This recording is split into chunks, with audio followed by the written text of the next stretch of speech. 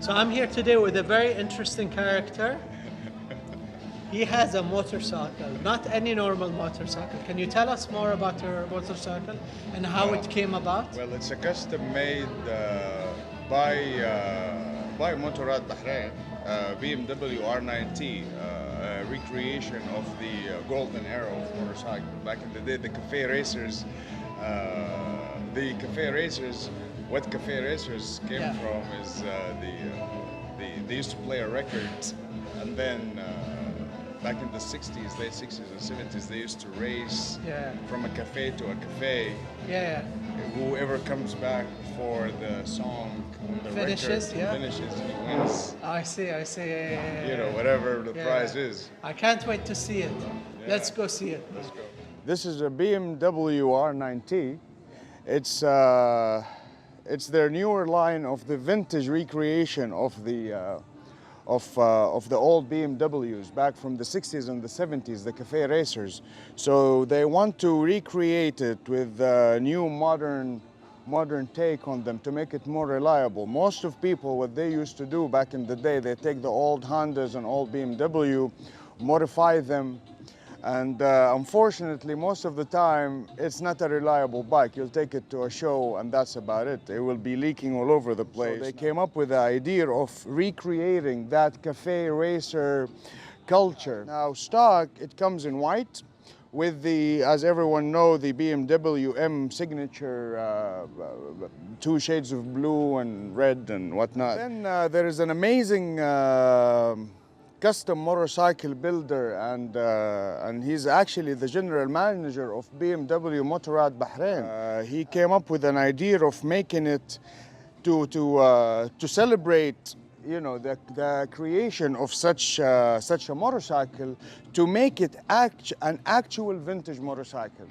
with all the vintage elements that he can actually modify it, still keeping the liability and reliability of the machine, also give the manufacturer warranty. So he was limited with the modification he did. He stick to aesthetics more than actual performance upgrades.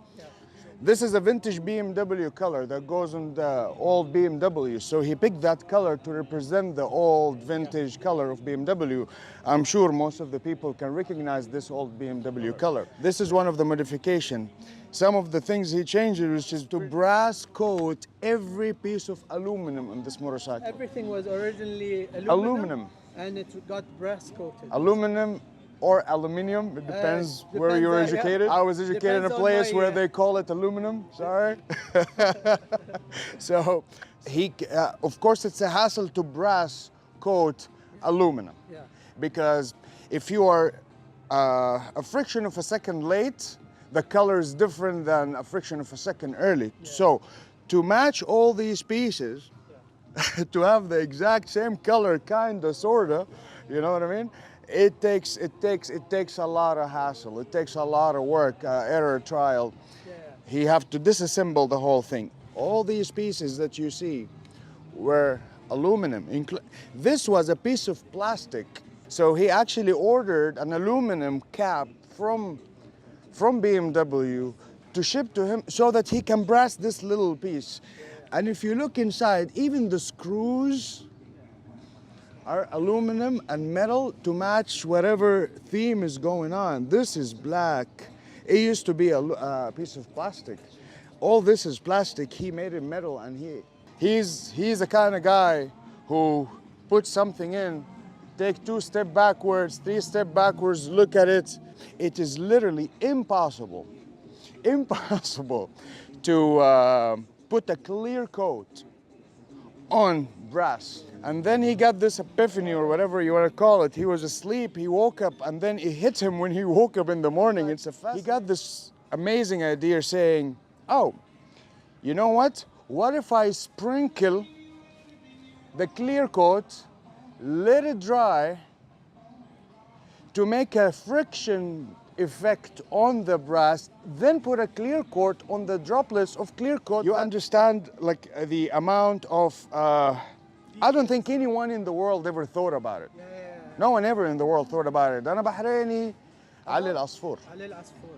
He's been a BMW guy for 15 years, so he know what he's doing.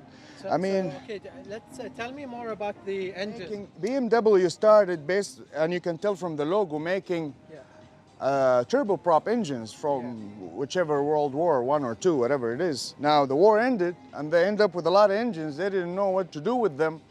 They shoved them into two wheels, and they made motorcycles out of them. So how many cylinders is this? It's two cylinders. So a turboprop used to be mounted here, and these two, if you look at the old airplanes, you don't see the cylinder like this or like that. They're always parallel, and they're like moving this way. This is how the prop. So that's pretty much what was 1200 cc propeller engine motor shoved into somewhere. They find a way to stick it into a motorcycle and make it a motorcycle engine somehow. So this is the engine and this is the turbo, yeah? No, there is no turbo on this. No. But now this one is the second generation, where it has an oil and air cooled.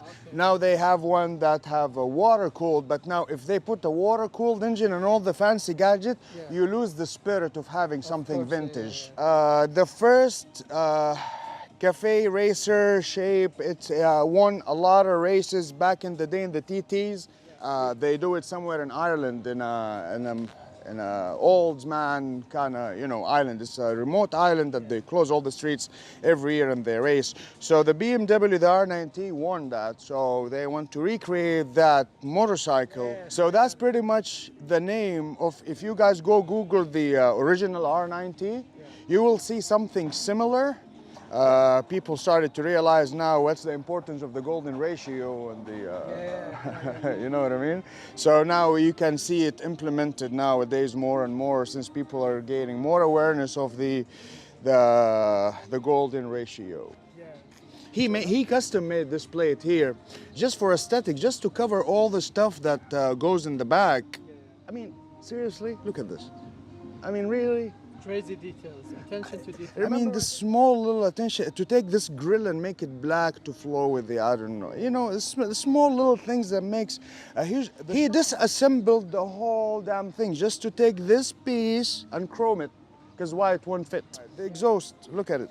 It's a single swing arm motorcycle. One of the beauty of this motorcycle is having this open space. Now the stock exhaust, for regulatory reasons, it comes up here. So he just went and got something shorter, custom made, by the way, handmade, giving justice to that part of the motorcycle. I mean, again, this small little stuff that makes me go crazy. I mean, attention to detail. To see Ali Al-Asfour coming soon, subscribe, like, and you'll see him on this channel. Yes, sir. Subscribe to the channel for more.